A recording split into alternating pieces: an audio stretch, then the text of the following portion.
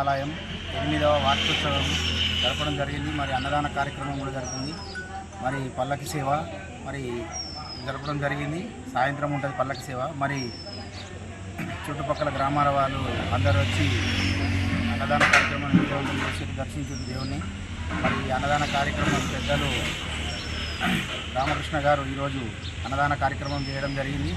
మరి ఆరోగ్య అందరూ ఆరోగ్యాలతో పంటలు పండించుకోవాలని ఆ దేవుని ప్రార్థించుకొని ఈ కార్యక్రమం జరుగుతుంది.